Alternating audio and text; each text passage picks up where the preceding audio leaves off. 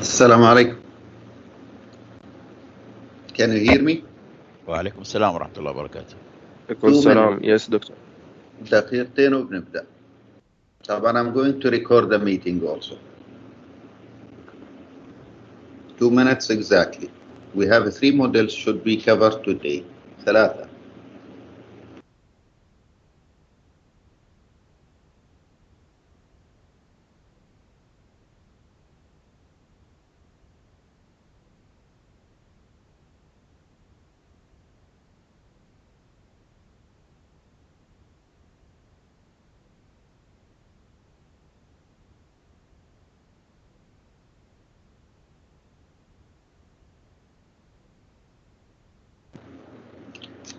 طيب okay, let us start just to make sure it's recorded. Okay, so what we are going to talk about in unit 5 or module 5 should not take with us more than 15 minutes, let me say. It will talk about the numbering systems, and most of you, if not all of you, have studied the numbering system in different courses such as T103, such as TM111, and I think there is a math course as well, and you have studied the numbering system on a math course as well. So, in general, for T216A and B, we need to focus on 2 numbering systems, or 3, let me say. The binary, which is the base between the devices. We need to know about the decimal numbering system and the hexadecimal numbering system. Now you need to know, for each numbering system we have a base. We have a base. What's the base of the binary? The base is 2. Decimal, the base is 10. Hexadecimal numbering system, the base is 16. So let us see why we need it. We are going to deal with an addresses, IPv6, IPv4. The computer system understands only the binary. We are using the decimal notation. It's simple, easier to understand, easier to memorize, as you see in this 2 figures below. So the left one on the side, it's between the devices. This is what exactly how the devices see and use the IP addresses. The right side, this is how we see and represent the IP addresses.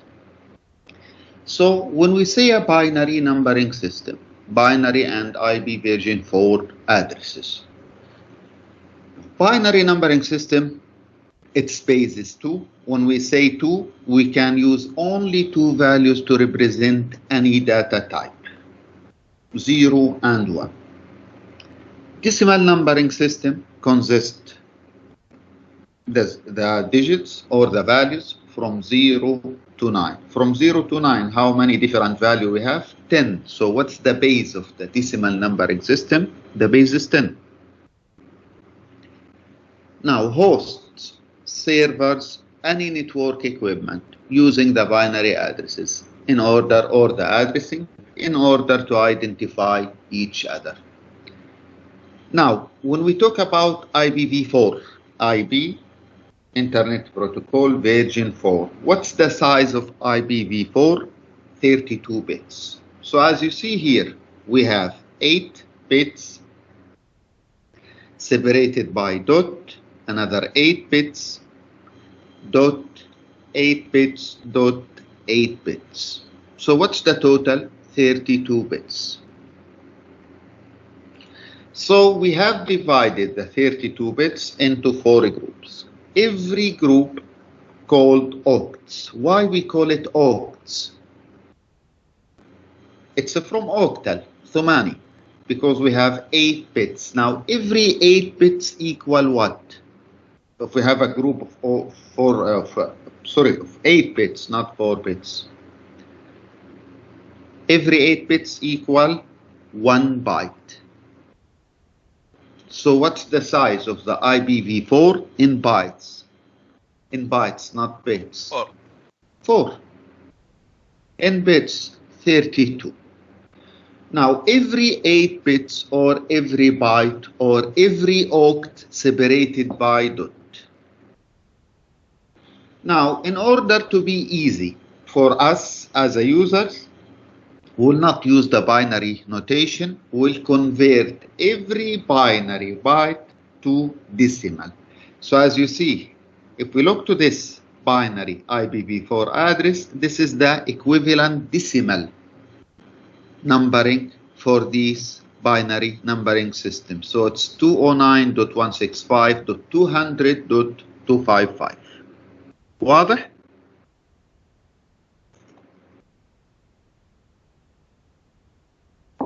Now, what we are going to cover, how we can convert. You can watch this video from NetAcad. It will be simplify, or it will simplify everything.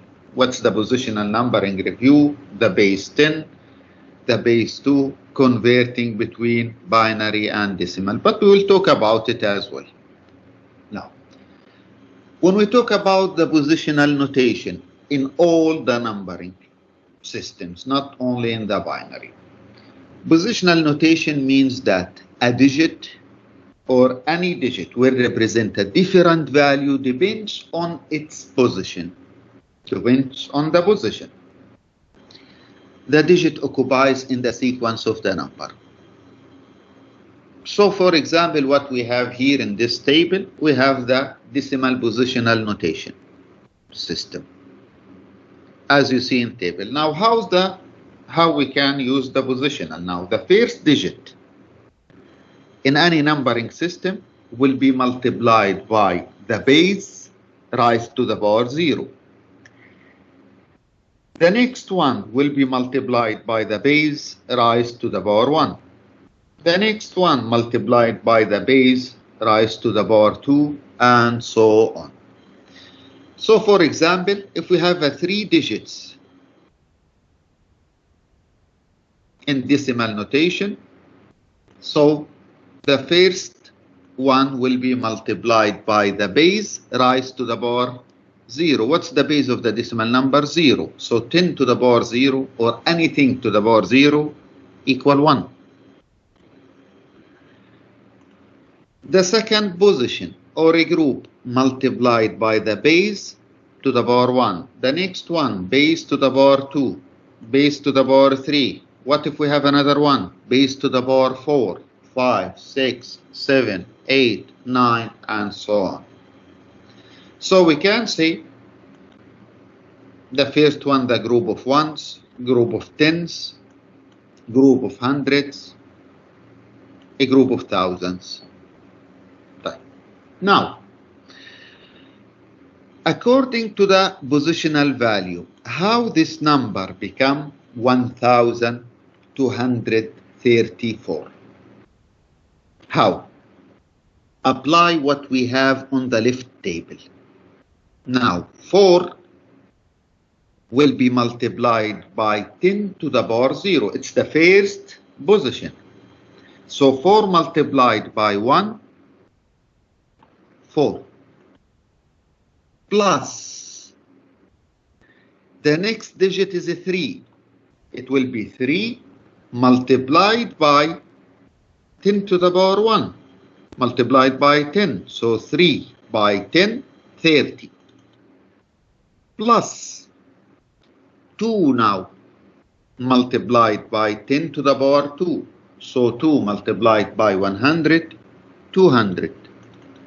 Plus 1 multiplied by 10 to the power 3, which 1 multiplied by 1,000 equal 1,000. So actually 1234 derived from the position and the base. Each position will be multiplied by its base, with a base according to the position. Position 0, 1, 2, 3, 4, and so on. So it's 4 plus 30 actually, plus 200 plus 1,000. واضحة؟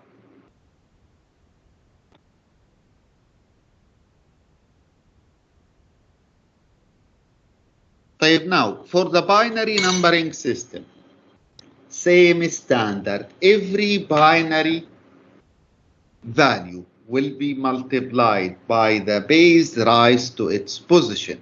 So the first binary value will be multiplied by 2 to the power 0. Second one, 2 to the power 1, 2 to the power 2, 2 to the power 3, 4, 5, 6, 7, 8, 9, 10, and so on. So, what we have here, the position in numbers from position 0 to position 7. So we have 8 bits. So 2 to the power 0, 1, 2 to the power 1, 2, 2 to the power 2, 4, 2 to the power 3, 8, 16, 32, 64, 128. Now to simplify the process on you, it's very important to memorize this, because we are going to deal with the subnetting later on. We will do some calculation when we talked about the subnetting and the IP addresses. So it's very important to memorize this. 1, 2, 4, 8, 16, 32, 64, 128. What we have after that? 256, 512, 1024, and so on. Now, what if we have this binary number? And the question, convert this binary number to its decimal value. Simply, how many bits we have? We have 8. Write this position value on the top of this one. So we have 0, 0, 0, 0, 0, 0, 1, 1. Write on the top the sequence. Where is the sequence? This is the sequence. 1, 2, 4, 8, 16, 32, 64, 128. What you will do after that, if we have a 1, take the positional value. If we have 0, ignore it. So we have 0, will not take the 1. We have 0, ignore the 2. We have 0, ignore 4. 0, cancel, 8. 0, 16, no need. 0, 32, no need. Now 1, so take the 64.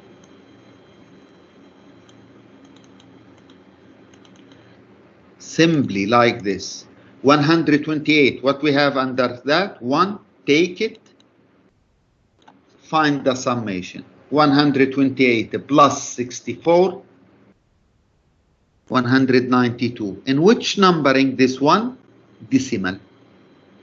So 192 represented by using 8 bits, a byte as a 00000011. I started from the right to the left. Clear؟ واضح هذا؟ اي نعم ان شاء الله. ممتاز. الآن another example. Convert from binary to decimal. Now in the exam they might give you what? An IP address written in binary. Ask you to write the equivalent IPv4 in decimal, or the reverse. You will give in the decimal and ask you to provide the binary address. So remember, we must write this on the top. Fill the binary under this. If we have 1, add the numbers. 0, ignore it. So we already covered the first example. Second one, 0, 0, 0, 1, 0, 1, 0, 1. So this is the binary. Now, 1 comes under the 8, so we'll take the 8. 8 plus, now we have this one, it's under 32, so plus 32. Now 128, we have 1, so we'll take 128. So the number simply 128 plus 32 plus 8, 168. The next one, 1101, it's 1 plus 2 plus 8. 1 plus 2 plus 8. 11. 01, 01, 0, 0, 0, 0. It's 2 plus 8. How you know? This is the binary. And this is the positional value on the top. We have a 1, take the positional value. We have a 1, take the positional value, find the summation between them. 8 plus 2, 10.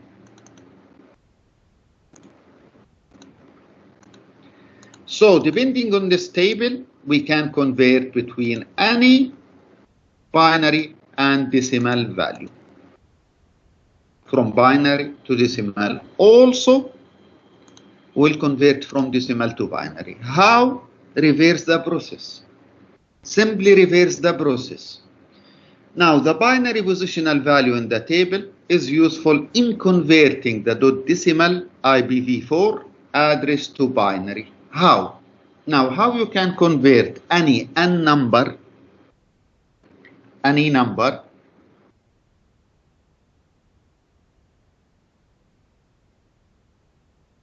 this is an IP address يا سالم ما راح يتغير. The address is 192.168.11.10. This is a logical address, a layer 3 address. While the data link will use the MAC address as we will talk about it today. This is the network address. We have a network portion and the host portion.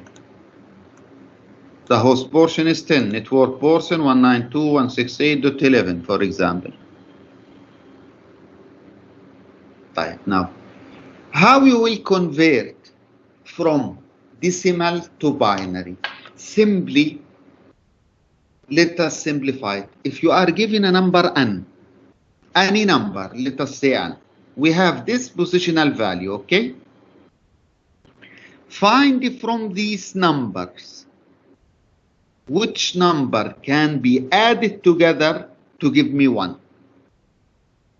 For example, if the number is, let me say, 26, convert 26, okay, from decimal to binary. What are the numbers that can be added together? Its total will be 26. Simply, it's 2, so we'll write 1 under the 2. Plus 8, we'll add 1. Plus 16, 1. Then 0, 0, 0, 0, 0. So 26 actually is 0, 1, 0, 1, 1, 0, 0, 0. So it's given like an algorithm. Take an and create a comparison. If this positional value always start from the most significant one, 128, greater than or equal n. If it's greater than or equal n, we add, 0. If 128 less than or equal n, we'll add a 1 and subtracted from n. Let us take example. Now it will be clear here. Convert 168 to binary. Now what we need to do, we need to find from this positional value what are the numbers. If we add them together, the total will be 168. Now we start from the 128, the last one. Now 128 less than or equal 168, yes, take it. So we add 1. Now subtract 128 from 168. So 168 minus 128, 40. Now the remaining is 40 now. 40 less than, or 64 less than or equal 40? No, 64 is greater than. We add 0. We will not use the 64. Now, move to the next one. 32 less than or equal 40? Yes, take the 32. Take it means add 1. Now subtract from the 40, 32. So we have 8 now. Move to the next one. 16 less than or equal 8? No, 0. 8 less than or equal 8? Yes, we'll take the 8, 1. So 8 minus 8, 0. Done. What we will do? 0, 0, 0. Add under the 4, 0, under the 2, 0, and under the 1, 0. So actually, if you find 128 plus 32 plus 8, it will give you what? 168. واضح؟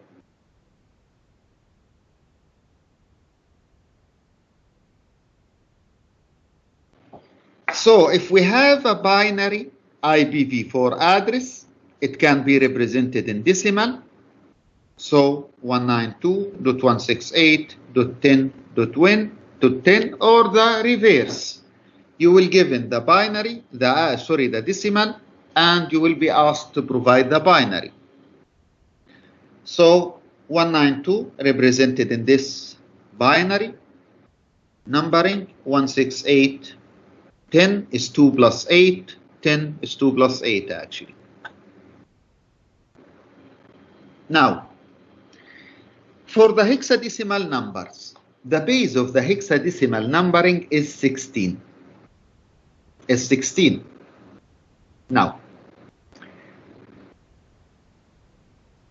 every hexadecimal number will be represented by 4 bits. Why 4 bits? Because the smallest hexadecimal number is 0 as a hexadecimal 0, not a binary or decimal. And the largest value in the hexadecimal number is F. Hexadecimal values are the following. From 0 to 9, now we do not have 10, 11, 12, 13, 14, and 15. What we have? A, B, C, D, E, F. So A actually is 10 in the binary, in the decimal. B, 11. C, 12. D, 13. E, 14. F, 15. Now, why every bit or every hexadecimal number represented by 4 bits? Because the smallest value is 0. So imagine we have 1248 under the top. 1248. This one. 1248. So the smallest number is what? 1248. So we have 0, 0, 0, 0. But the largest one will have a 4 ones. 4 ones actually is what? 15, which is F in the hexadecimal. So every hexadecimal number needs 4 bits. 4 bits to be represented. So to understand the IPv6 addresses, you must able to convert the hexadecimal to decimal and vice versa. Why? Because the IPv6 will be given in the hexadecimal numbering system. Now, hexadecimal uses the base 16 and use the digits from 0 to 9 and the letters from A to F instead of 10, 11, 12, 13, 14, and 15. Now, from 0 to F, how many digits? 6. To express the value as a single hexadecimal digit than using 4 binary bits. Now 0 in hexadecimal, it's better, shorter than represented by using 4 bits. 1, 4 bits, 2, 4 bits, 3, 4 bits, 4 bits, and so on. Now, check how we convert the 8 from hexadecimal binary. Imagine we have here at the top. So 8 is 0, 0, 0. We have 1 under the 8. 9. 8 plus 1. So 1, 2 plus 8. So 0 under the 1.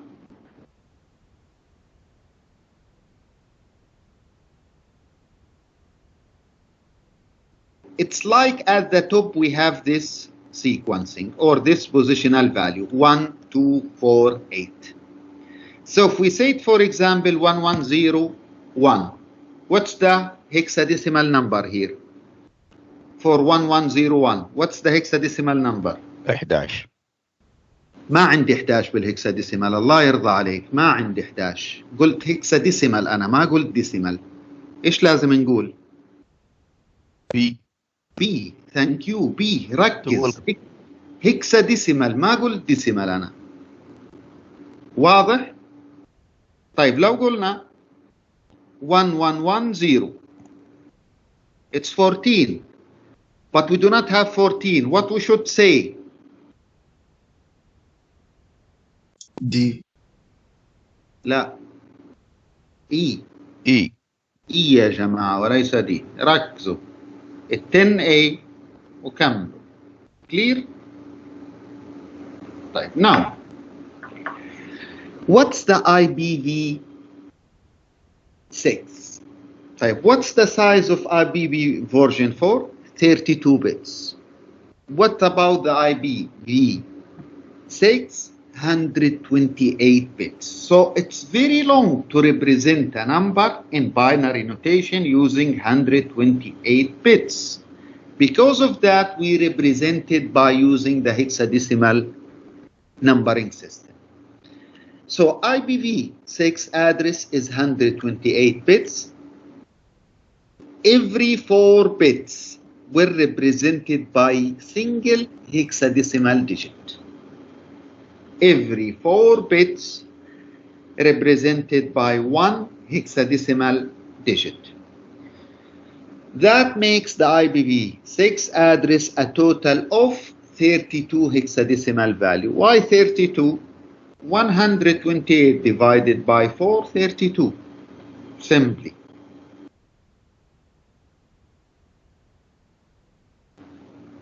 So in this figure, it shows the preferred method for writing out any IPv6 address, where X here representing 4 hexadecimal values. Now X, every X represent 4 hexadecimal value. So how many bits for each X? Every X 4 hexadecimal value. So 4 multiplied by 4, 16.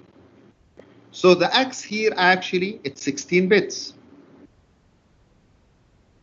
The next one 16. So 32 plus 32, 64. 32 plus 32, 64. 128 is the total. مرة ثانية كل X هنا عبارة عن 4 hexadecimal numbers مش واحد. الآن كل hexadecimal number راح يأخذ 4 bits. Either 000 or the largest one FFFF يعني 1111. So first number is 0, second hexadecimal 0, third hexadecimal 0, fourth hexadecimal 0, or it can be FFFF. Now for each hexadecimal number 4 bits. So 4 hexadecimal digit 16 binary. This is the first hexadecimal number from 0 to 15. The second one from 0 to F. Third one 0 to F. Fourth one 0 to F. Now we separate between them by using what? Colon. Not the dot. Later on you will understand how you can shorten the IPv6. يعني راح نعطيكم IPv6 ونقول لكم اكتبوه بشكل مختصر. قللوه. واضح هذا؟ قبل ما أكمل واضح؟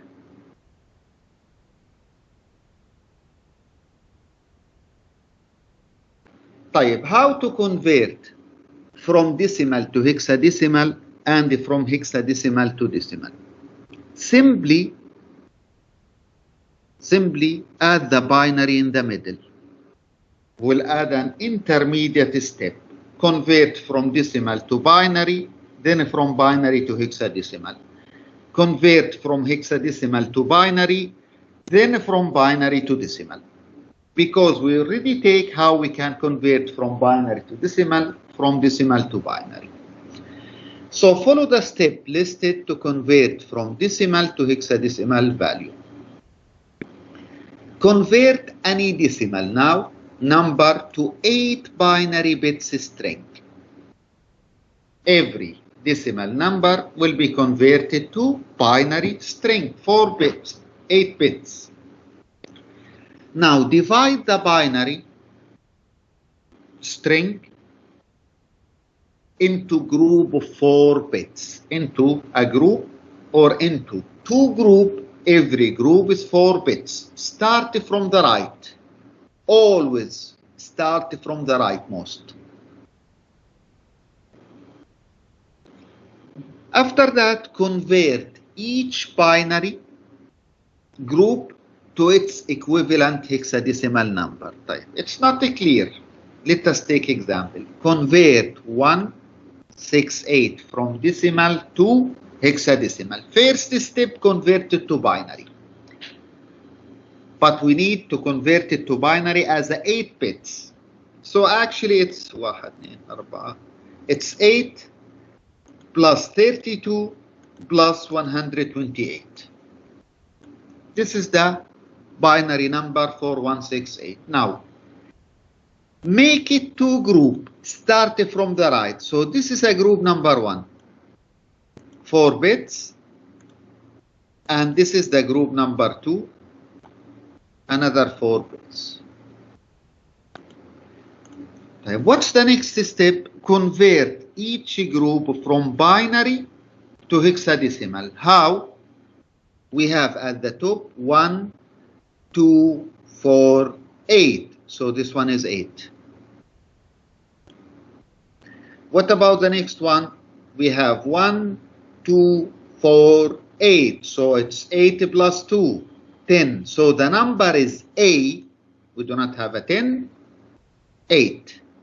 So 168 is A8 in hexadecimal number.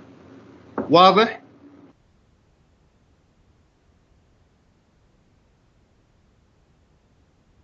صراحة دكتور مش كثير الصراحة. ركز معي. الآن بناخذ الرقم بالباينري نحوله ل 8 بيتس، عفوا ديسيمال يحول إلى 8 بيتس باينري. أعطيني رقم، يعني مثلا خلينا نقول بس أشوف واحد أساس الوقت لأنه المادة طويلة. 192. الآن ال 192 نفترض إنه الرقم 192. حول ال 192 from decimal to binary 11000000. اوكي، حولناه زي ما شرحنا سابقا. الآن قسمهم to groups. This is the first group. دائما ابدأ من right، خليه أحمر، وهذا second 4 bits as another group. الآن حول الباينري إلى هكساديسيمال باستخدام الجدول هذا. من باينري إلى هكساديسيمال. طيب. We have 0 0 0 0. So will not add anything. يعني تخيل فوق عندي 1 2 4 8 ولا رقم موجود تحته 1، معناها 0 راح يكون. هذا حيكون 0 صح. طيب الثاني تخيل عندي 1 2 4 8، فعليا 8 بلس 4 12. أيوة. اللي هي أي رقم؟ اللي هو C. So the hexadecimal number is C0. 0. Done. Clear? Clear. الآن واضحة؟ واضحة. سلك يعطيك العافية. Small practice. طيب from hexadecimal to decimal. From hexadecimal to decimal. اعكس العملية. Convert the hexadecimal to binary. يعني every hexadecimal will be represented by 4 bits binary. Group the binary together in a one group. Start from the right to the list. Create one group. Okay. Finally, convert the 8 bits to its equivalent decimal. عكسنا. بدينا من down to the top. So, convert D2 from hexadecimal to decimal. Now, D2 converted to binary, then the binary to decimal. طيب, 2 should be converted by 4 bits. So, 0, 1, 0, 0.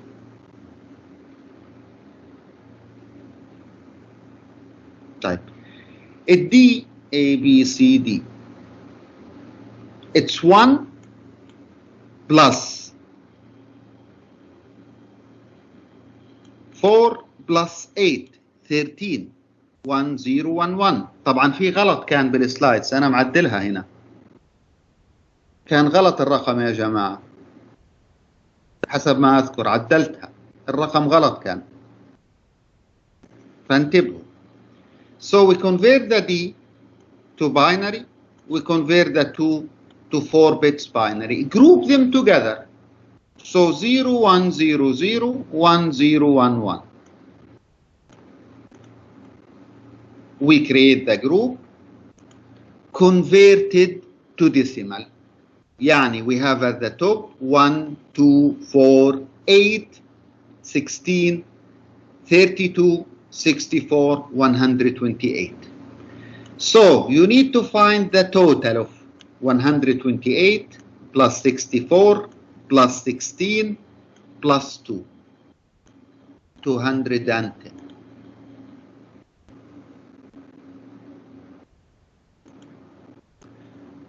واضحة؟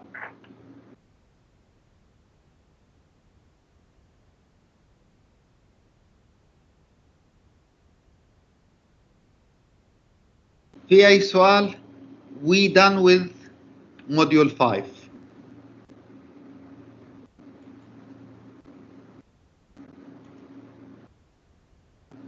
Any question?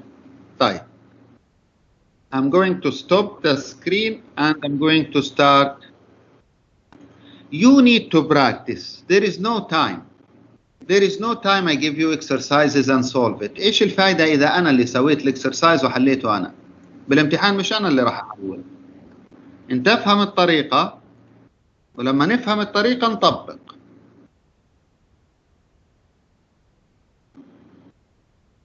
Quiz 2 will cover 3 and 4. Model 3 and 4. This one will be in quiz number 3. On the third quiz.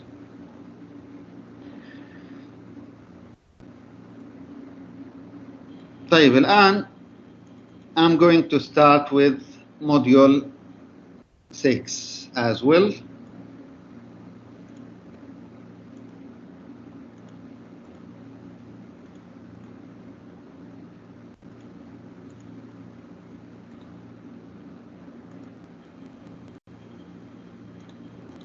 To continue our class. طيب الآن if you remember we have divided the network operation or represent the network operation in layers based architecture, either the OSI reference model or the TCP reference model. We have talked about the physical layer.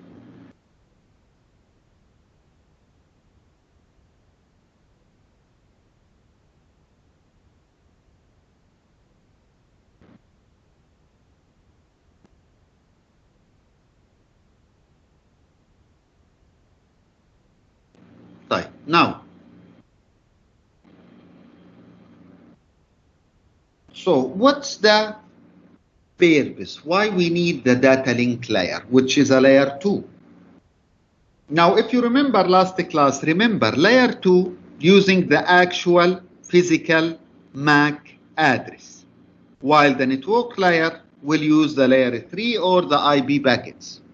So what we call it a frame. What we call it in the network layer? The UDP, packets in the transport segment. So data link layer simply responsible for communication between in-device network interface card to another network interface card in the network. So it's NIC to NIC.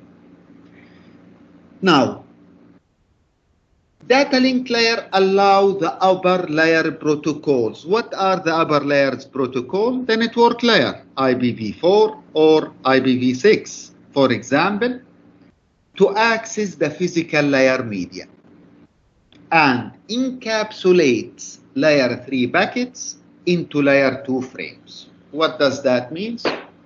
Data link layer will receive the IP packets from layer 3, will add, thank you Yasma, header and the trailer, so it will create what? Layer 2 frame. As you see, it accepts what? Packets encapsulated into what? Frames. Also, it also performs error detection and reject corrupt frames. Error detection by using the CRC and the FC, as we will talk about it later. Also, I need to add two more, let me say, functions of the data link layer. The data link layer also responsible for control how data is placed and received on the media. Also exchange the frames between endpoints over the network media. What's the network media? We are talking about the physical here media. So we have actually 5 responsibilities, not 3. From where we can get the additional responsibilities? It's already on the Net Acad. Because of this, I told you when you study, I encourage all of you to study from the Cisco Academy, not only the PowerPoint presentation scene. Now, according to IEEE, Institute of Electrical and Electronic Engineers, 802 Local Area Network and Metropolitan Area Network MAN standards. The standards specified for the type of the network, like Ethernet network, wireless local area network, and wireless personal area network. What does that mean? We have a different standard for each network type. Now, when I say Ethernet, we are using a cabling here. When I say wireless, it's 2.4 or 5 gigahertz frequency, for example. When we say W-band, wireless personal area network, it can be RFID connection, Bluetooth connection, NFC, for example, near field communication. So IEEE specify the standard for each one of these type of networks. Now, the most important point is to know that data link layer, including 2 sublayers, LLC and MAC sublayer. And this is what we will focus on today. Now, LLC stands for Logical Link Control Sublayer, and MAC stands for Media Access Control Sublayer. So the data link divided into 2 sublayers, Logical Link Control and Media Access Control. Now, what's the main tasks or function of the Logical Link Control? Logical Link Control sublayer simply communicates between the networking software at the upper layer, we are talking about the network layer here, and the device hardware at the lower layer, the physical layer. It's the communication between layer 3 and layer 1. Simply, Logical Link Control will place information in the frame that identify which network layer protocol is being used in this frame. So it will add information to tell me what the network layer protocol used in the upper layer. And mostly it can be for layer 3 protocol IPv4 or IPv6. Okay, now media access control, MAC. Implement this sublayer. This layer is sublayer implemented in the hardware, as you will see later when we talk about the MAC address, and it's responsible for data encapsulation and media access. We have a multiple access methods. Media access control. Now, MAC sublayer simply will controls the network interface card and any other hardware that is responsible for sending and receiving what now? Data on the wired or the wireless. So as you see here also when we talk about the IEEE standards, if it's IEEE, for example, 802.3, so we're talking about the different Ethernet standard, wired network, for example, fast Ethernet, gigabit Ethernet. IEEE 802.11, wireless communication, so we're talking about the wireless communication, 2.4 or 5 gigahertz.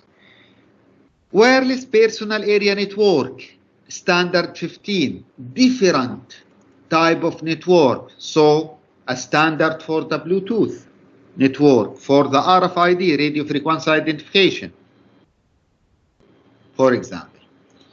So it's very important to know that data link layer divided into two sublayers and what's the main functionality of each sublayer. A software or a communication between the upper and the lower layer, place information about the protocol used on the upper layer. It's what here responsible for data encapsulation and media access control. MAC sublayer. Now, packets usually exchange between nodes and may experience numerous data link layer and media transition. What does that mean? The packets or the frames can be exchanged between multiple intermediate devices, and the communication media type will not be the same. It can be a wired, wireless, wired, wireless, and as well fiber optic cable, copper cable, any other communication media. So the router simply will be responsible about the routing process. So the router will manage the hubs.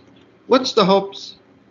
The router will accept the frame or the packets will encapsulated as a one frame, send it to the next hub through its path to the destination. So when we talk about exchanging packets, router is involved because the router is responsible about the routing process. This one is called routing process. So router interface simply will encapsulate the packets into appropriate frame. What's the frame? One frame, wireless or wide area network frame. So the router will remove any LAN frame, header, and the trailer and will add wide area network header and the trailer, head and tail to the packets. So what's the hubs? The hubs, when we send our packets, I'm not sure if we have a diagram. Now from here to here, now the first one from the local PC to R1. R1 will transmit it to R2, a hub. From R2 to the final destination, we have another hub, and so on. So this is the responsibility of the router. So at each hub, along the path from the source to the destination, the router will perform the following 4 basic layer 2 functions, data link layer functions. Accept the frame from the network medium, receive it. For example, the router is the gateway. It will receive it from the PC through the local connection. De-encapsulate the frame to expose the encapsulated packets. Remove the LAN header and the trailer simply. This is the de-encapsulation. Re-encapsulate the packets into new frame, one frame, wide area network frame. Now forward the frame on the medium of the next network segment. Forward it to the next router through the path. The next router will receive it, de-encapsulate it, re-encapsulate it, send it again, and so on. We are going to keep repeating this routing process till the frame reach its final destination, the receiver address. Now, when we talk about the data link layer standards, keep in your mind data link layer protocols defined by engineering organizations. Many or several engineering organizations define open standard and the protocols that can be applied and used to the network access layer or to the data link layer. From these organizations, IEEE, Institute of Electrical and Electronic Engineers, ITU, International Telecommunication Union, International Organizations for Standardization, ISO, and finally, ANSI, American National Standards Institute.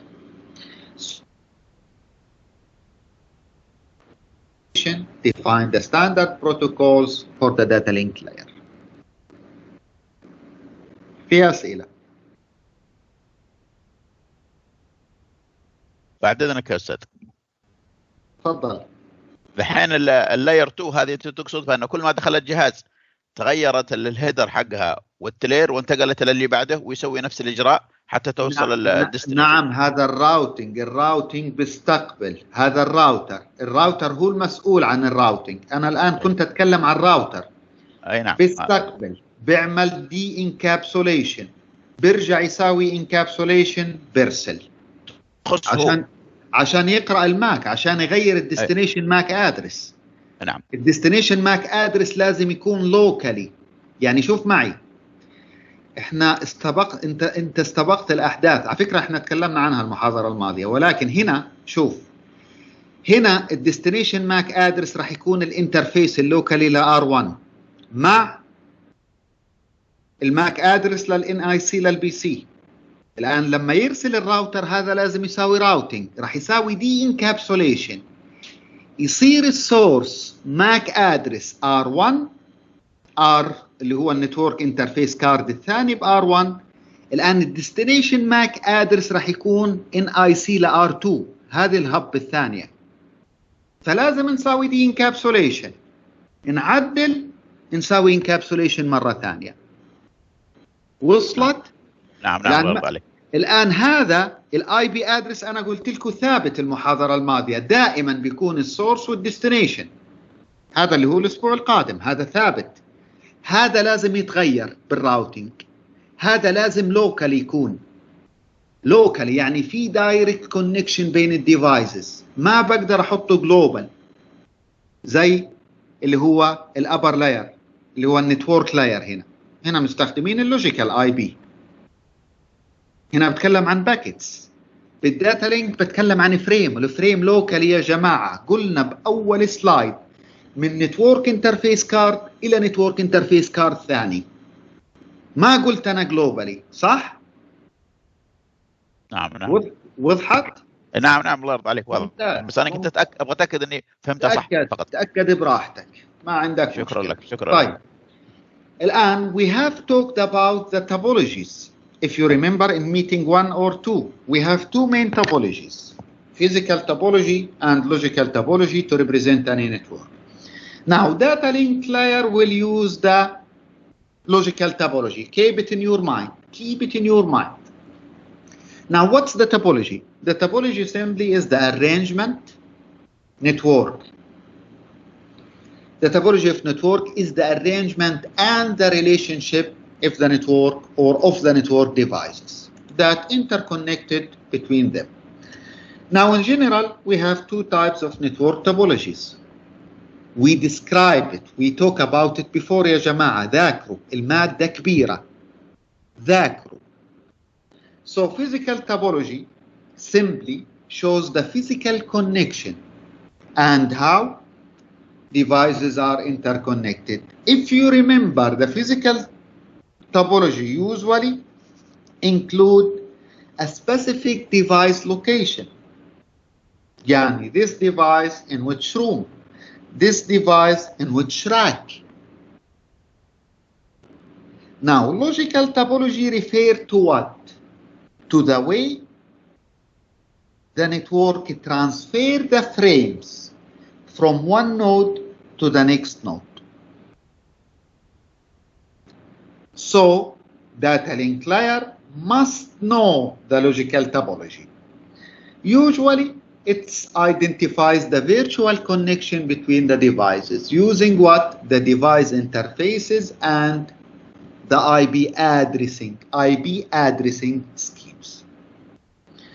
The data link layer should know the logical topology, not the physical topology, because we have an IP addresses, source destination. Now, if I have the source IP, how I can get the MAC address? Through the source, as you will see later on. Now, when we talk about the WAN topologies, we have three common WAN topologies. Now, when I say WAN, for example, the connection between the routers,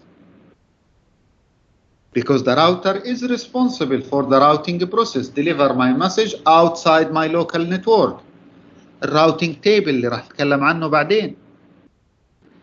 So we have three common physical WAN topologies when we talk about the WAN. Point to point, direct connection between these layer 2 devices, router or the multi-layer switch, for example. So point to point is the simplest and the most WAN topology, wide area network topology, consists of permanent link between two endpoints.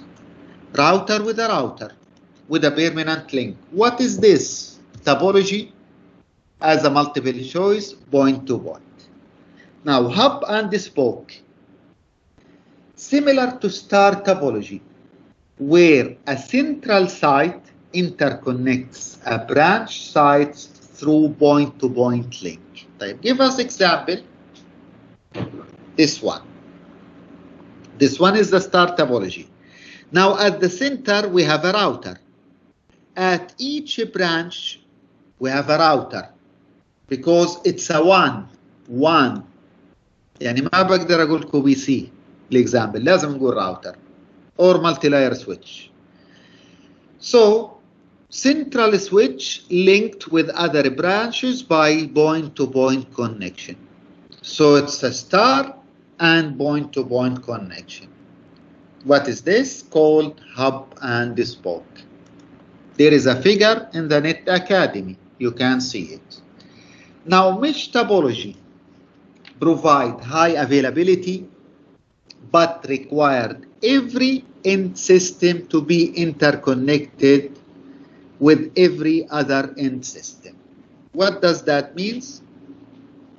If we have 4 routers, every router will have a direct connection with the other router. So from router 1, we have a direct connection with router 2, 3, 4.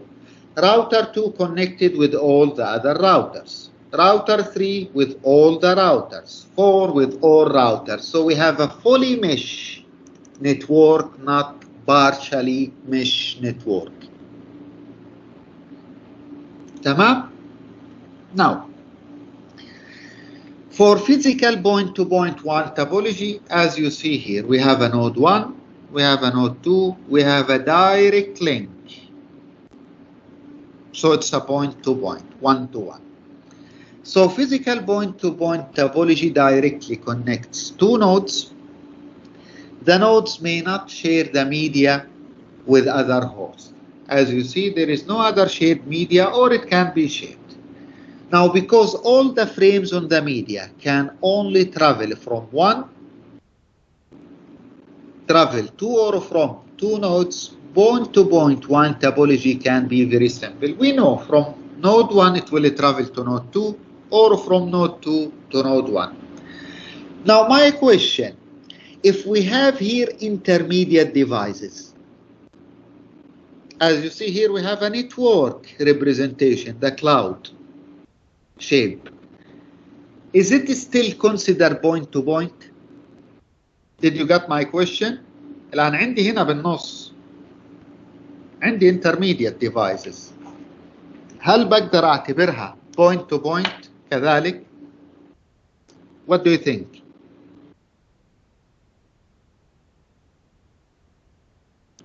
Yes.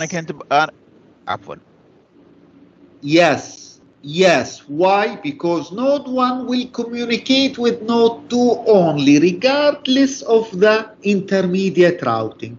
ونود 2 راح يرسل لي نود 1 بغض النظر ايش عندي بالنص. Yes. Consider it point-to-point. تمام؟ Consider it point-to-point. طيب. الآن let us talk about the LAN topologies. In devices on LAN, in devices we are talking دكتور. about. نعم. بس بدي أسأل يعني an example of اللي هي الستار توبولوجي ممكن تكون لما يكون في شركة مثلا صغيرة وحاطين راوتر عشان يشبك الكمبيوترات مع بعض كيوزرز يعني. لا. هاي هي الاكزامبل ولا لا؟ لا، الشركة هذه شابكة فرع الدمام مع فرع الرياض. اوكي، مش انه الكمبيوترز اللي جوا الشركة. الله يرضى عليكي، وان وايد اريا نتورك، وان ما قلت لان. لان هذه اللان، هذه اللوكال اريا، هذه لوكالي، معناها عندي هنا سويتش اللي بالمنتصف هنا سويتش مش راوتر. لاحظوا كنت اقول راوتر بالاكزامبل ما قلت سويتش. اوكي تمام. انتبهوا، يعني ممكن يكون سؤال هل هذا in device او intermediate device؟ بدكم تميزوا لما نقول لان وان. خلص احنا بميتنج 6 صرنا، عشان هيك بقول لكم ذاكروا المادة 25 شابتر. السيسكو مش قصيرة، مادة سيسكو بندرس قاعدين، ما بقدر اختصر فيها نهائيا ولازم اكون سريع. Otherwise you will not be able to get the certificate and attend the exam. The official exam of the CCNA. فابدوا ذاكروا نصيحة.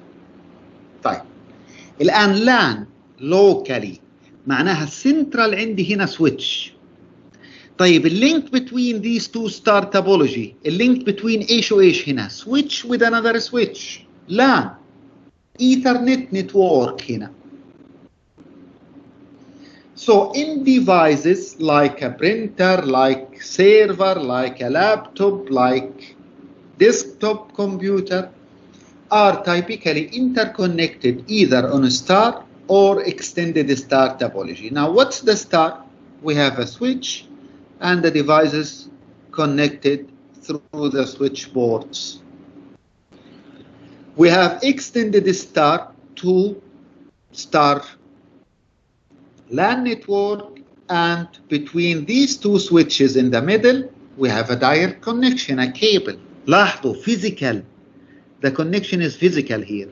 Okay, now star and extended star topology are easy to install, very scalable. We can extend it, we can add another one, we can add another star, and very simple and easy to troubleshoot it, maintain it.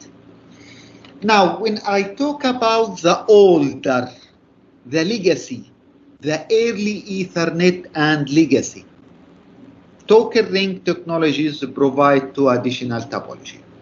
And في عندي older topology, legacy topology, such as a token ring والbus topology. Bus topology, as you see, a single connection shared by all the end devices. وهنا في عندي access method. كله راح يرسل يستقبل بنفس الكونكشن. So all end system chained together and terminated on each end. لاحظ connected to the bus, terminated the end, connected, terminated, connected, terminated. Ring, why we call it ring? It's representing a ring in the middle. هذا بالتيو أعتقد أخذتوه يا جماعة. الستار والمش والباص بالتيو. طيب each end system is connected to its respective neighbors to form a ring. BC, let me say 1, connected with 2 and connected with 3 4 5 6 7 with 8. So 8 with 7 and 1. So every end node connected to its respective neighbors to form a ring. Tamam? So how many LAN topology we have? 4. Star, extended star. When I talk about the half duplex legacy systems, bus topology and ring topology. واضح؟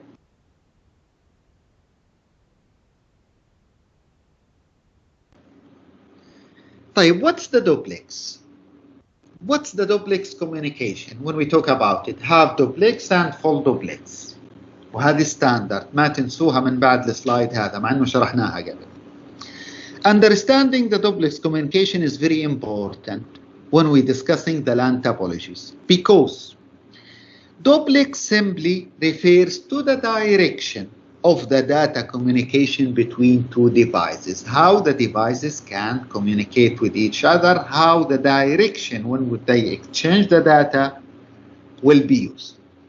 So simply we have two types, either half duplex communication or full duplex. Half duplex one way, only allowed for one device to send or receive at a time on the shared medium.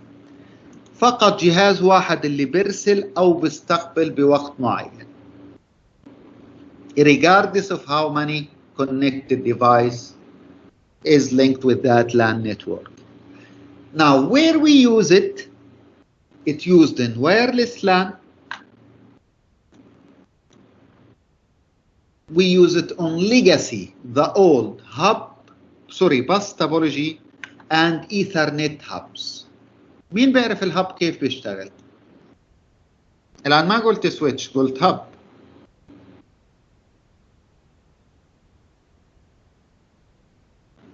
Do you know how it's working? الهب simply receive and broadcast. Receive from a port and forward it to all the other ports. وهذه مشكلة الهب. راح نشوفها بعدين لما نتكلم على اليونيكاست والبرودكاست كذا. طيب, full duplex allows both devices to simultaneously at the same time transmit and receive on the shared medium. They can send and receive on the medium at the same time. Ethernet switches now operate in full duplex mode as a default. So we can say in summary, half duplex restrict the exchange of data in one direction only at the time. Full duplex allow to send and receive of data to be happen at the same time, simultaneously. Now let us talk about the access method. Now, Ethernet LAN, local area network, and WLAN, wireless local area network, can be considered an example about multi-access network. What's the multi-access? What's the access method? Multiple devices connected and they want to send, use the connection medium. So the multi-access network can consider as a network. Have two or more devices attempting to access the network at the same time. Why? To send the data. So the access method in general divided into two types: connection-based access, control access. Now, in the connection-based access, all nodes operates in half duplex, competing for use the medium. Example about the connection-based access: carrier sends multiple access collision detection in the legacy bus topology and the Ethernet, the old LAN Ethernet. Carrier sends multiple access collision avoidance used in wireless local area network. You must know the stats, the shortcuts, and where it can be used. Collision avoidance, LAN. Second access method, it's called controlled access. Control access simply deterministic access where each node has its own time on the medium. It's not allowed to send at any time as a node. Every node will assign a specific time period.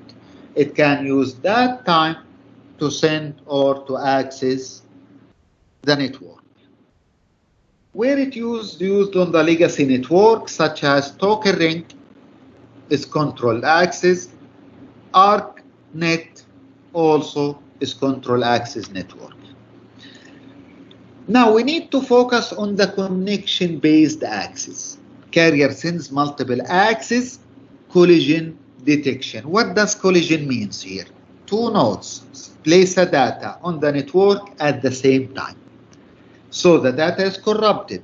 The data becomes collide. We have a collision.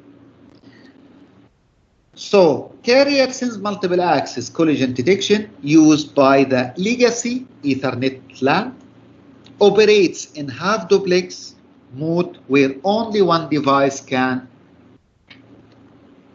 send or can receive at the time. Finally uses the collision detection process to govern when the device can send and what happened if multiple devices send at the same time. So what does that mean? On the legacy Ethernet, we will not avoid the collision. The collision will occur, will happen. After that, the nodes will take an action, stop for a random time, try to resend again. Simply like this. Now, so what are the detection process here? Detection what? The collision. Devices transmitting at the same time simultaneously will result in the signal collision on the shared media. Two devices place the data on the shared media at the same time. The data is corrupted. So what they will do, the devices will detect the collision, that we have a collision. What's the action? Devices wait for the random period of time, back of time, it's called the back of time, and retransmit the data one more time. So we will not avoid the collision. The collision will occur. After the collision has happened, we will take an action. Stop for a random time, retransmit again. Second, connection-based access. Carrier sends multiple access, collision avoidance. Avoid the collision, and usually used in the wireless, not the wired. Why? Because it's a two-way connection here. Used by 802.11 standard, wireless local area network, operates in half duplex mode where only one device send or receive at the time, but it will use the collision avoidance, not the collision detection process, to govern when the device can send and what happened if multiple devices send at the same time. So, how the collision can be avoided? Collision avoidance process. When transmitting, for example, I am a device. Now imagine we are using a wireless between us like this, and I'm transmitting. I will start the transmission, but I will also add information. What is information? The time I needed, the duration for the transmission. Kindly, I am sending data now. Please give me 3 seconds, for example. So all the other devices on the shared medium will receive the time and duration information. So they know now how long the medium and know how long the medium will be unavailable. So the communication now, medium is not available for 3 seconds. After that, we will try to access and transmit. So what we are doing here, avoid the collision. Avoid it, not allowed it to occur, happen, then we take an action. Any question?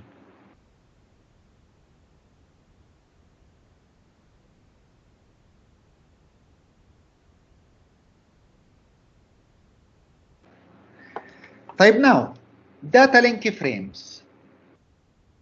Data link frame. Remember, Asma said, دكتور we have a header and a trailer. أعتقد أسمع صح؟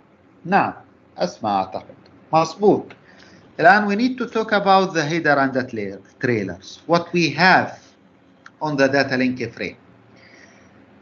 So data is encapsulated by data link layer with a header and a trailer. When the data link layer accepts the IP packets, it will add additional information to the IP packets to create the frame. What it will add? Header and the trailer to the frame. So usually the data link frame containing 3 parts. The header, data, which is what the IP packet actually it will receive during the encapsulation from layer 3, the network layer, and the trailer. Now we have a fields, the header divided into fields. The fields of the header and the trailer vary, different according to the data link layer protocol, because we have multiple protocols used in data link layer, as you will see on the last slide on this meeting or in this module. So the amount of control information carried in the frame varies as well according to the access control information and the logical topology. Because of this, we talk about the topology and we talk about the access method. Right. Let us have a look to the data link frame. What you are seeing here, the frame fields. The frame fields, why? I'm saying a frame, I'm talking about the data link layer. So as you see, we have a header, we have a packet data, we have a trailer. So let us talk about each field now. First one, frame start and frame stop. Usually used to identify the beginning and the end limits of the frame, the start and the end of the frame. Addressing. The addressing is very simple. The source and destination address. But my question, which address? Which address? The physical address. What do you mean by physical? The MAC address, the media access control address. Thank you. وهذا اللي هو locally اللي لازم يتغير لما نساوي الراوتينج. Type. A type identify layer 3 protocol, the upper layer protocol, and usually it can be IPv4, IPv6 protocol.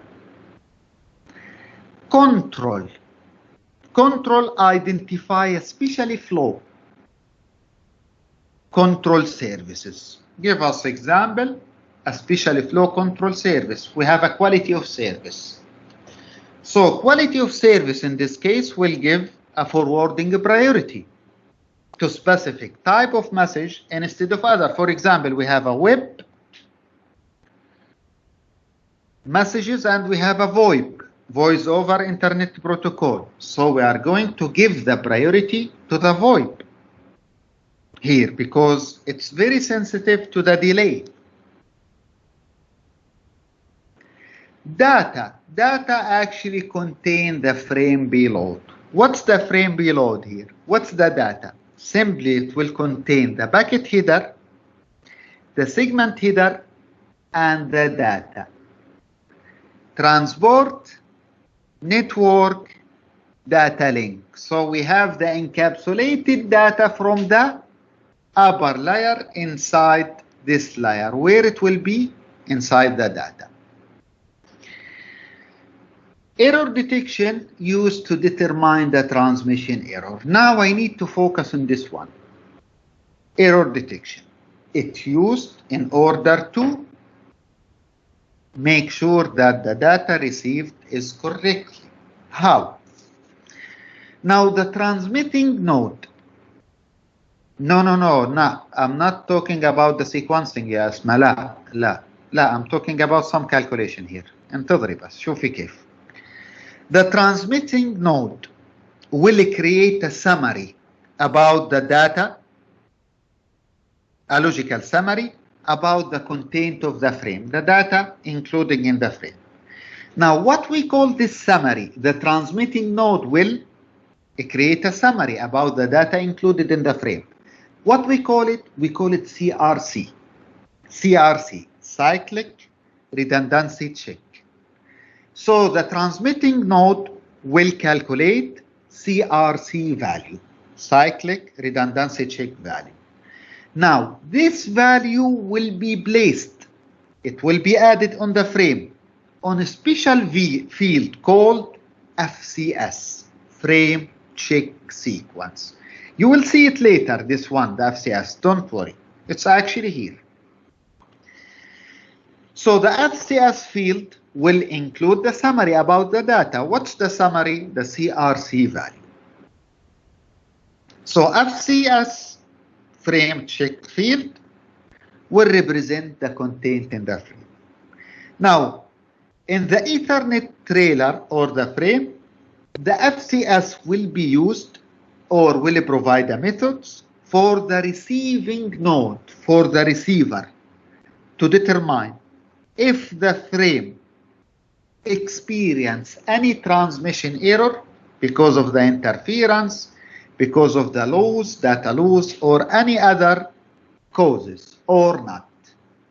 So simply how the error detection process will be implemented. One more time quickly. The transmitting node will calculate a special value or a summary called CRC, cyclic redundancy check. It will place it on a field as a value on a field called FCS, frame check sequence. The receiving end will check the value included inside the FCS. According to that, the receiving node will determine if the data experience any error during the transmission or not. Tamam? Okay.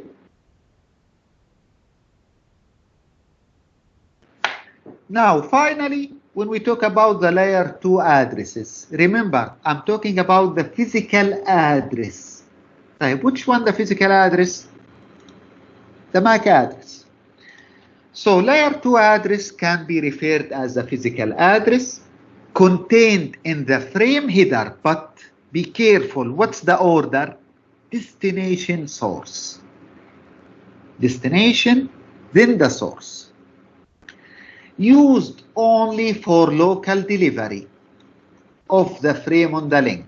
So, when this device originates the message, the source MAC address will be the source MAC address of the desktop.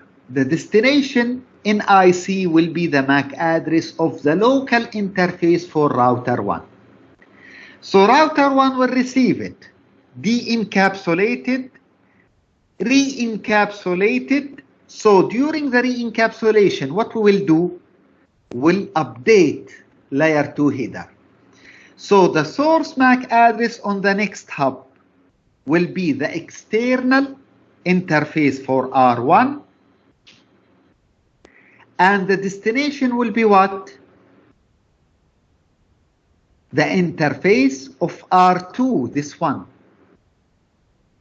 We have a direct link. Remember, layer 2 is local delivery, so we must update it at each hub. We must de-encapsulate, re-encapsulate. هذا اللي سألني عنها زميلكم. Now R2 will also update the header. So the source will be the internal interface for R2 at the next hub, and the destination will be the NIC of what? Of the web server. Now what about the source and destination for layer 3 IP packet? It will not change at all. It will be the same from the source, from the originator until it reach the web server. واضحة هذه؟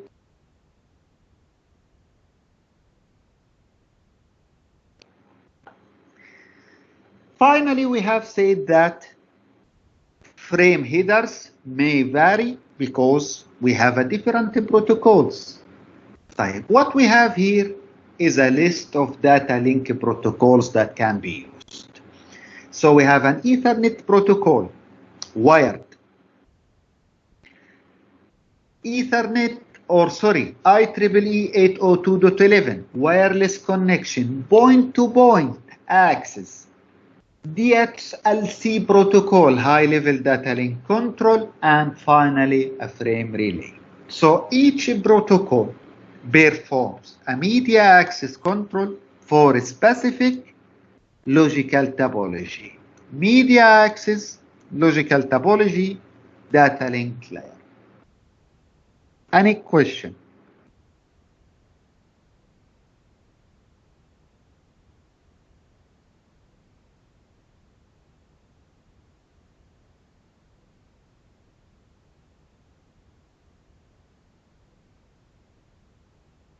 Type 1.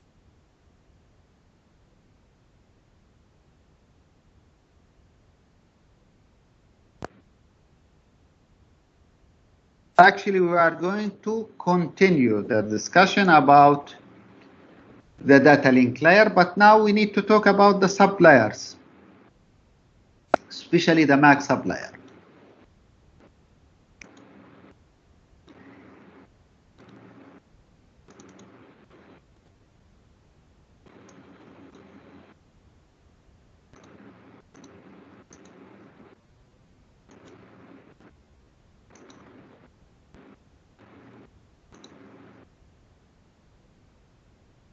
طيب, can you see the PowerPoint?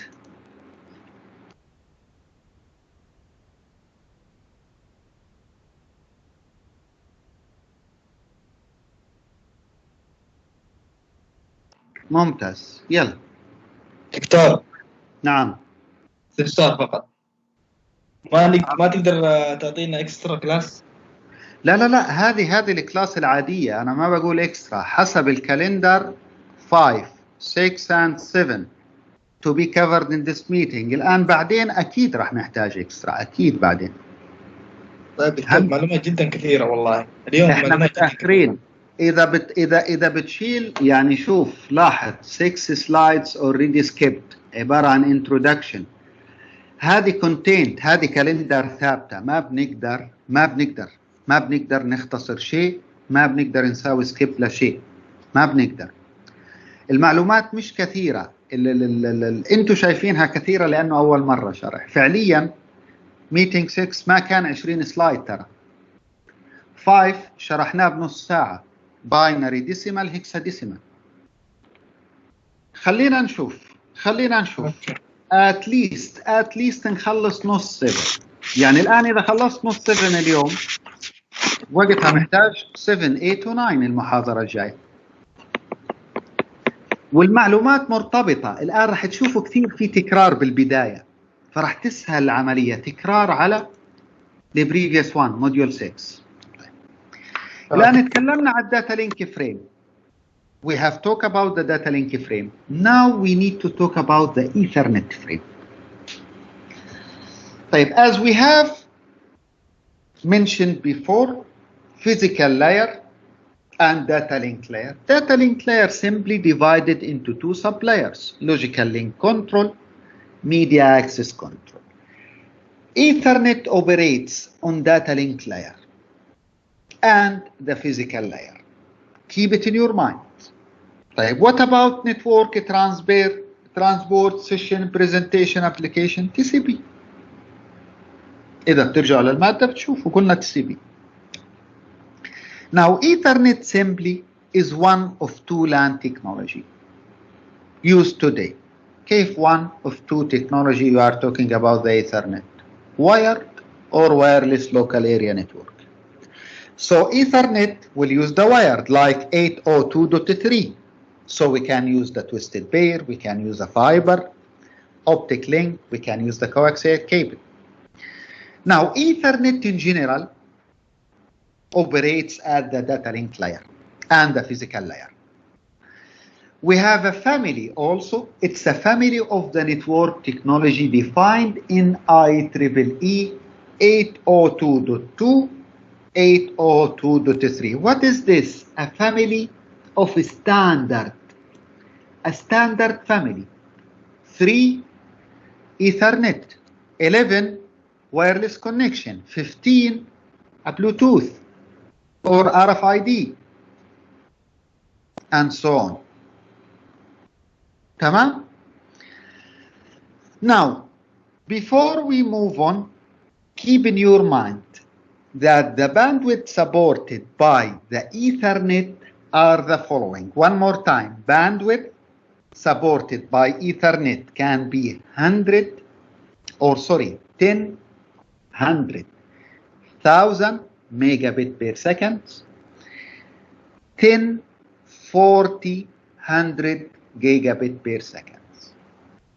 Only 10, 100,000 megabit per second, 10, 40, 100 gigabit per second. Now, as we have mentioned before, according to 802 standard LAN MAN family, we have two sublayers: logical link control, MAC sublayer. Logical link control will place information to identify which network layer being used: IPv4, IPv6. What we have said previously, it's the communication between the network software at the upper layer and the device hardware at the lower layer. MAC responsible for data encapsulation, media access control, and they provide data link layer addressing. So if you are checking here, when we talk about the MAC, it depends on the connection. Now this one, we have an error here. It should be 802.3, not 2. It's not 2, it's a 3. So we have here what? Different Ethernet. Fast Ethernet, Gigabit Ethernet. 11, we are talking about the wireless communication. 15, wireless personal area network, a Bluetooth, for example. So till now, we did not cover anything new. It's linked with the previous module. Now, so the MAC supplier, now we need to talk about the MAC. MAC supplier responsible for data encapsulation and accessing the media. So during the data encapsulation for the Ethernet network, for the wired connection, IEEE 802.3 data encapsulation include the following. It will include Ethernet frame. We'll have a look about it. So this is the internal structure of the Ethernet frame. Ethernet addressing, source and destination network interface address, NIC address, and it should be on the same LAN. It should be on the same link. And finally, Ethernet error detection. CRC and FCS, cyclic redundancy check and frame check sequence actually. So Ethernet frame will include a frame, check sequence, trailer used for error detection. Right. Now let us talk about the media access MAC supplier. The IEEE 802.3 MAC supplier include many standards or include a specification for different Ethernet communication standard. Based on the communication, we have a standard. Why? It can be a fiber optic cable, it can be a twisted cable, it can be coaxial cable. So as you see, when we talk about 802.3 standard, we have a different standard specification. If it's a fast Ethernet, we'll use 802.3U standards. 3.3Z, gigabit Ethernet or fiber optic. AB, gigabit Ethernet over copper connection. 3AE, 10 gigabit Ethernet over fiber connection. So different media, different IEEE standard. Now for the older Ethernet technology, let us say the legacy Ethernet, it uses the bus topology or the hub topology, and it's operate in half duplex medium. We know now what's the difference between full duplex and half duplex. So Ethernet over the half duplex medium uses connection-based access method. Any Ethernet over half duplex, the access method will be carrier sense multiple access collision detection. Ethernet LAN today uses the switches, and we have mentioned in meeting 6 that the switches supporting the full duplex now transmission by default. So full duplex communication with the Ethernet switching do not require any access control method. In other way, we do not need carrier sense multiple access collision detection access method to manage the collision. Why? I have an Ethernet switch operate on a full duplex, not half duplex transmission.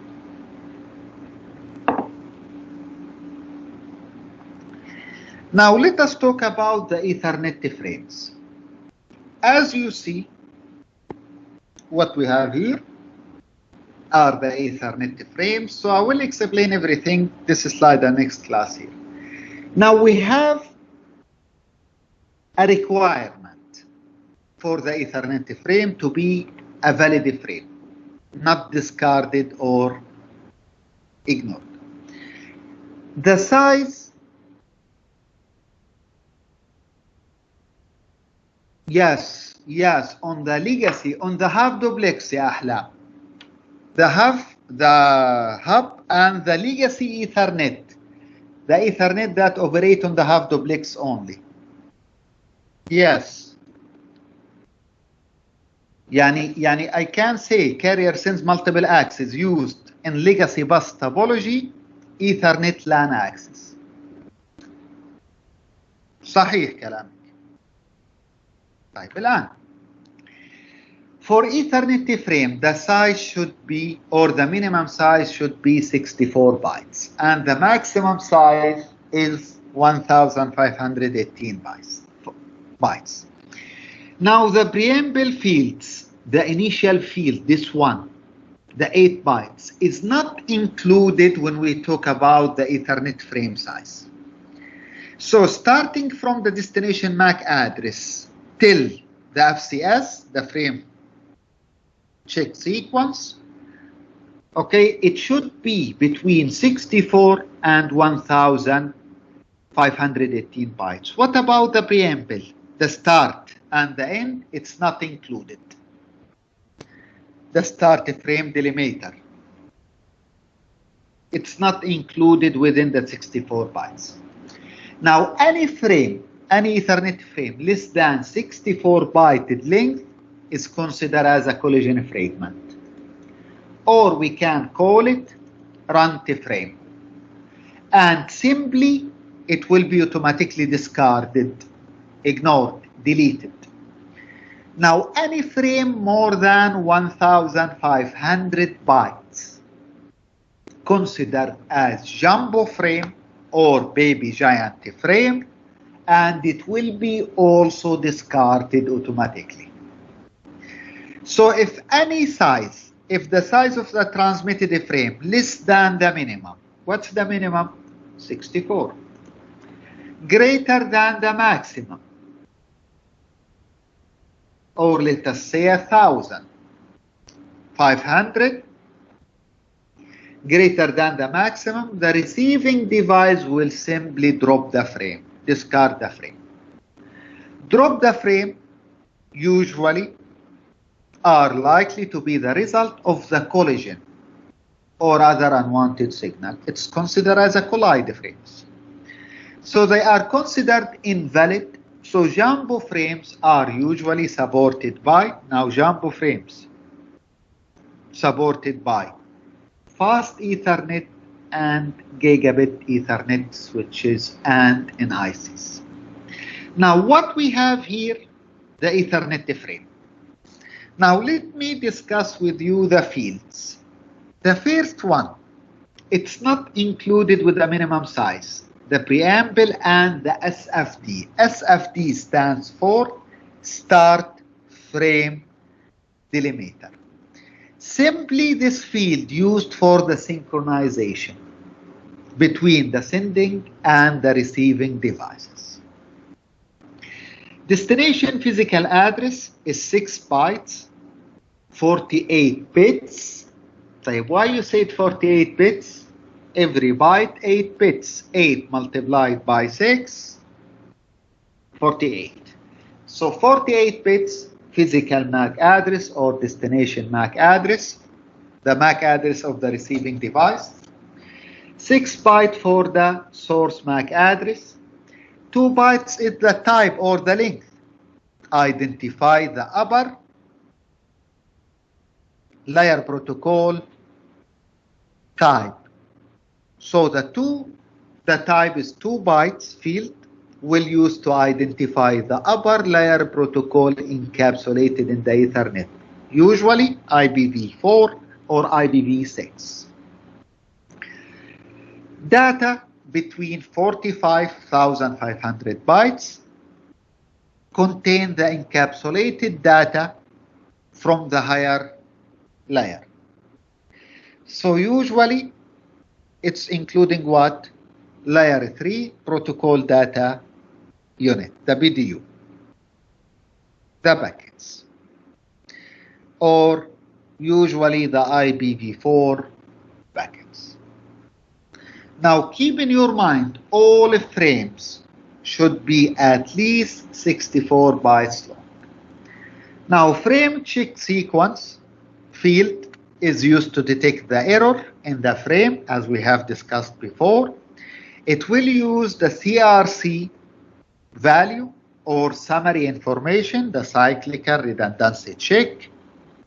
So the sending device will include the CRC in the FCS frame.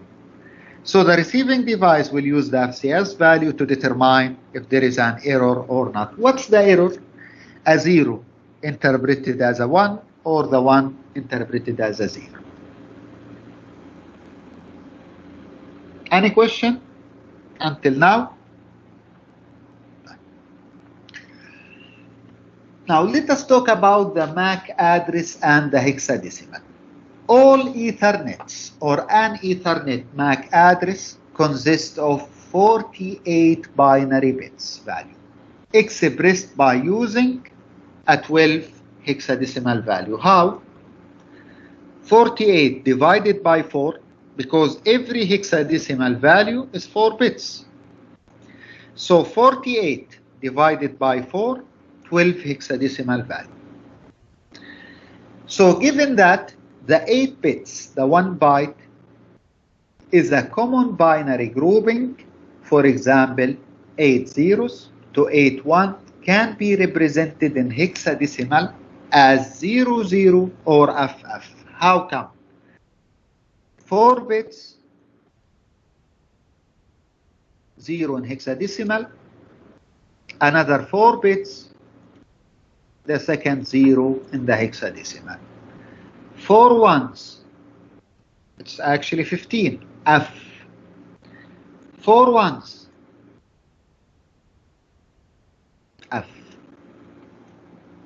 When using the hexadecimal, leading zeros are always displayed to complete the 8 bits representation. For example, if you want to represent only the A, so the A is 4 bits, we must complete the group, the 8 bits. We will add zeros.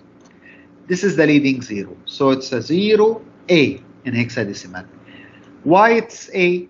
1, 2, 4, 8. It's 8 plus 2, 10. 10 is A. Hexadecimal number finally represented by the preceded value 0x. So if you see any number written in this format 0x, then 73. What does that mean? That this number 73 is in hexadecimal, not in the decimal numbering system. It's a hexadecimal number. How I know? It's preceded by 0x. Or we can write it as 73H followed by H, or we can add a subscript. We can add a small 16 under the 73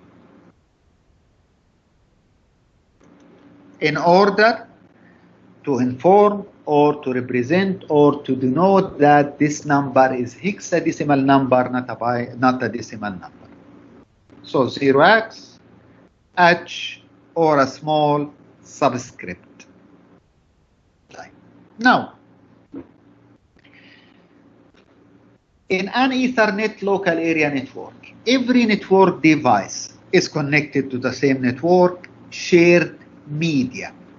MAC address provides a method for device identification at the data link layer of the OSI module. Every NIC, every Ethernet device should have MAC address to identify the device within the network.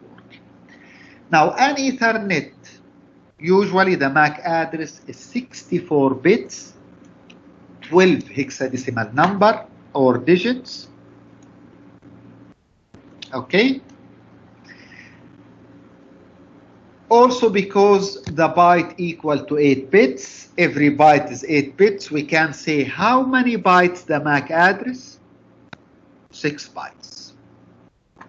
Now, let us understand how the MAC address should be unique for each provider, for each vendor. All MAC address should be unique. All NICs should be unique to the Ethernet device or the Ethernet interface. In order to make sure that all MAC addresses are unique, all the vendors, all the manufacturers now should sell that sell the Ethernet devices must register with the IEEE, Institute of Electrical and Electronic Engineers. Why?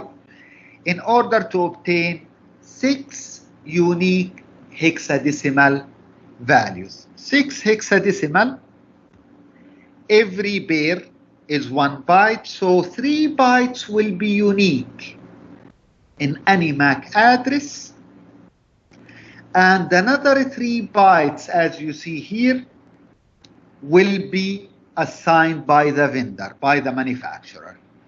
Now, the IEEE will assign for each vendor a unique 3 bytes link, unique 3 bytes, 24 bits.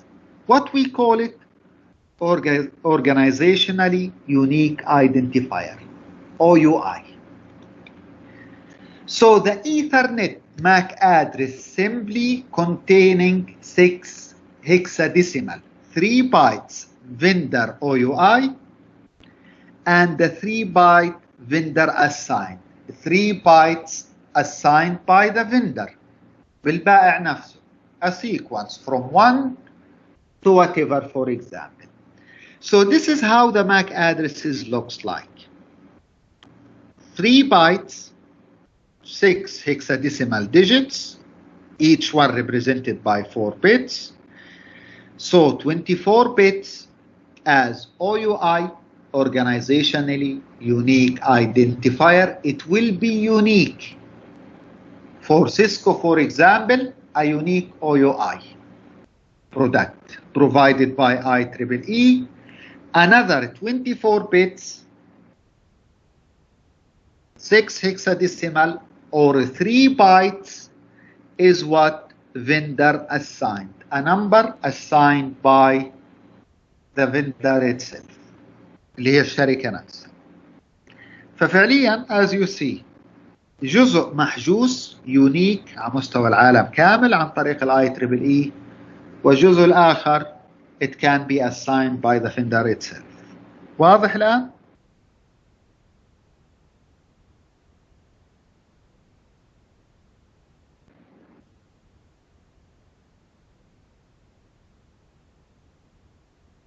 طيب now frame processing, when any device or when a device is forwarding a message to Ethernet, to an Ethernet network, the Ethernet header will include the source MAC address and the destination MAC address, but the order will be destination then source.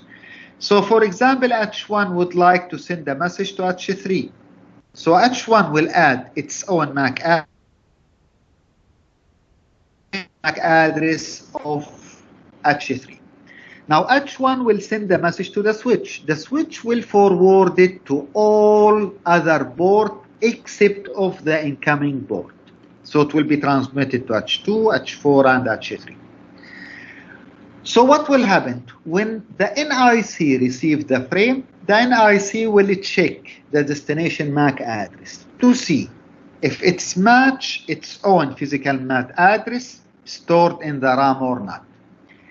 If there is no match, the device will discard the frame, so H3 will examine the MAC address and check it with its own or match it with its own MAC address stored in the RAM. Is it my MAC address? No. I will ignore the message. It's not for me. H4, is it my MAC address? No. They will ignore it. ايش المادة بالله يا محمد؟ ايش المادة اللي عندك الساعة 12 لو سمحت؟ جافا. 105 مع مين؟ لا 251. اعطيني 5 دقائق يا محمد الله يرضى عليك، باقي 5 دقائق. طيب ما عندك مشكلة بس عشان اعلمك يعني. الله يسعدك ضروري. آمين. طب في اكثر من شعبة جافا لازم تحضر هذه تاعت الخميس؟ والله هو جدولي كذا لليوم. يعني انت مانعنا ناخذ، انا اسف على المقاطعة ناخذ ربع، لا انت مانعنا ناخذ ربع ساعة زيادة كذا. لا بعدين انت تشفع لي عند الدكتورة ملك. ابشر يا سيدي انا جاهز. السلام عليكم. ولا يهمك. طيب الان على السريع بحاول يا جماعة بس لهنا، خلونا نوقف هنا بس هذا. الان any device will receive, examine the MAC address, match it with the one stored in the RAM locally, random access memory. If there is no match, it will be discarded. If it's a match, it will accept it, pass the frame up the OSI layer, start the de-encapsulation process in other way. Now, keep in your mind, Ethernet support unicast, multicast, broadcast. And when we talk about the Ethernet, we talk about any end devices, servers, printers, mobile devices, routers as well. طيب How the Ethernet supports the unicast. If you remember, the unicast is one-to-one transmission. One-to-one transmission. So in the Ethernet, different MAC addresses are used for layer 2 unicast, broadcast and multicast.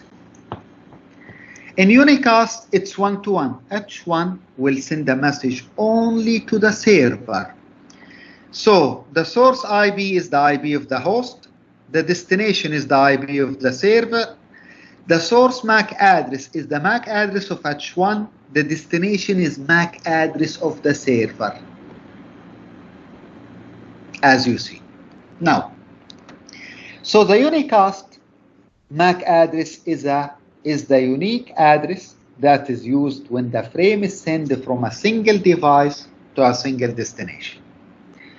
The process, the process that the source host used to determine the MAC address, which MAC address associated with the IPv4 is called address resolution protocol. Now, let me simplify it. H1 will not know the MAC address of the server. H1 at the beginning initially will knows only the IP address. Now H1 by using the IP address will determine the MAC address of the receiver device. What we call this, if we use IP version 4, address resolution protocol, ARP. I will explain it in full details in unit 8, module 8. Now, if we are using IP version 6, how the sending device will determine the MAC address of the receiving device? By using the Internet Control Message Protocol neighbor discovery instead of the ARP. So what are these? ARP and neighbor discovery. It's the methods used or the protocol used to map the logical IP to a physical MAC address. Convert the logical and get the MAC. Now, in case we have a unicast one-to-one, source is single, destination is single MAC address. Now, what if we would like to send a message to all the devices within the LAN? A broadcast. Right. In the broadcast, we have two cases. The destination MAC address will be all Fs, as you see here, all F. So it means we have what? 48-1 in the binary, because it's 48 bits. But what about the logical IP? The host portion also, الجزء اللي خاص بالhost, will be all filled by ones. As you see here, we have 255. 255 actually is 8 ones.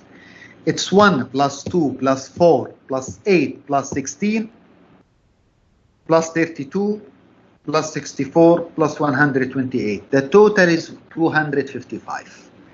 So the destination IP address will be the IP address of the broadcast, all nodes within that one. So the host portion will be all ones. All ones means 255. Now, if we are using a broadcast, the destination MAC address should be all F. All ones. واضحة هذه؟ لأنه الكل راح يستقبل المسج. واضحة النقطة هذه؟ يعني I can transfer one-to-one, unicast, broadcast MAC address is supported, multicast is supported, multicast one to many but not all. So what we should do in this case? Simply the nodes will be linked with what? With a group, to multicast group addresses. So usually we call it what? A host group.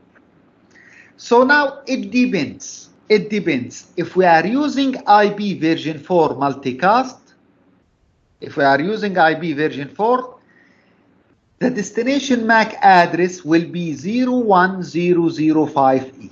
Start with this. As you see here. Now, if we are using IB version 6 multicast, it will be 3333. خلصت دقيقتين يا لينا، الله يرضى عليك، دقيقتين بس.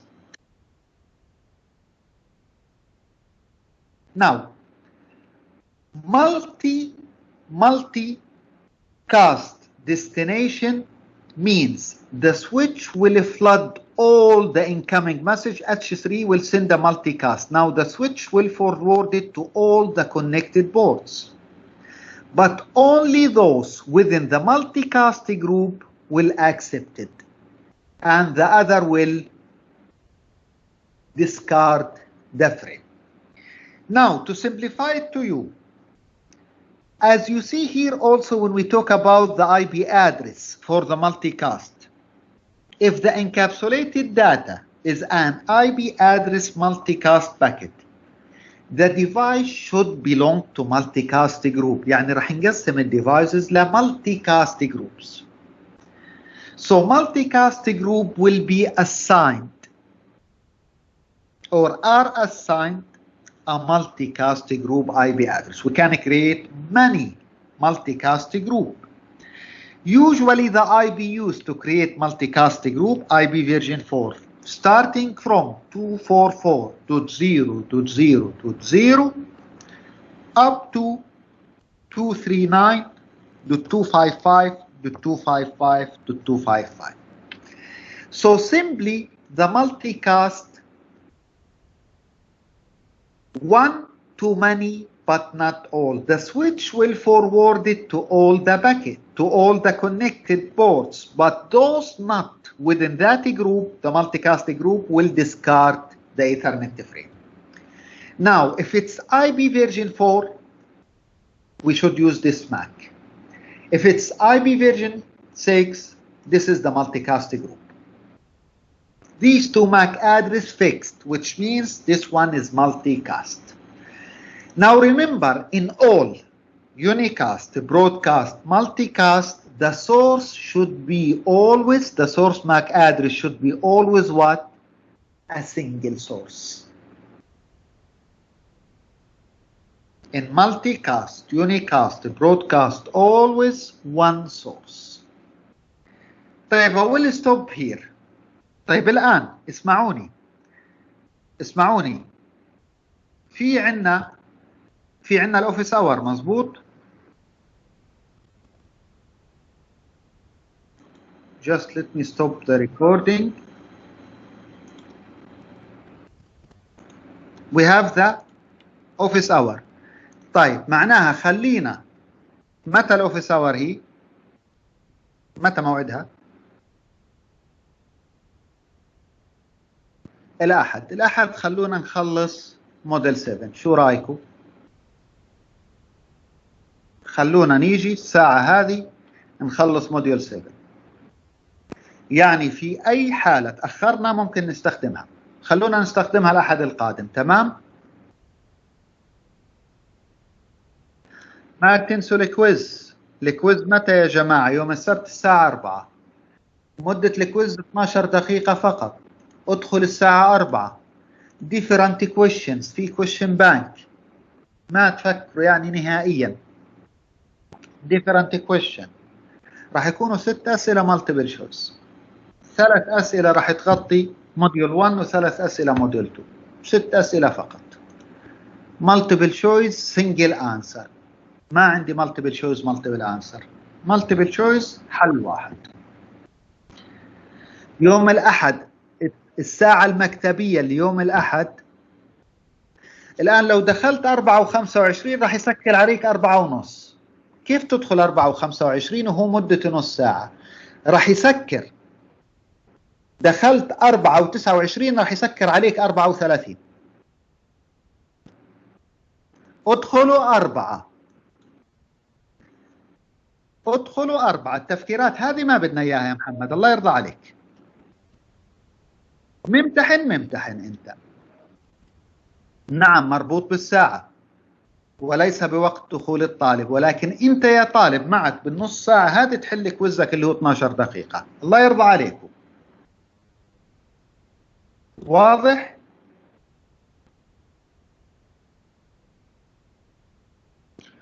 لا، my recommendation مش اليوتيوب، my recommendation is your net academy.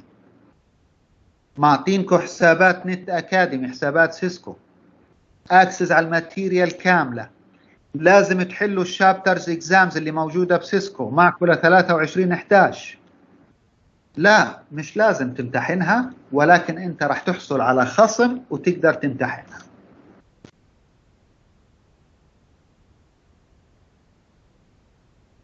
نعم لازم تجيب جريد معين عشان تمتحن. يوم الأحد يا جماعة متى الساعة المكتبية تاعتنا؟ الساعة 12 ولا الساعة 1؟ من 12 لل1 راح ابعث لكم ايميل. الTMA مربوط كذلك بالنت اكاديمي، مربوط بالشابترز اكزامز. لما ينزل الTMA بنشرح الTMA. الساعة المكتبية يوم الأحد راح نغطي فيها بقية موديول 7. تمام؟ خلونا الآن بالساعة المكتبية، بناخذ منها نص ساعة، ضايلنا نص ساعة بموديول 7 وبنجاوب أسئلتكم كاملة عن النت أكاديمي. ركزوا لي على الكويز الله يرضى عليكم يوم السبت. الآن الكويز يوم السبت. تمام؟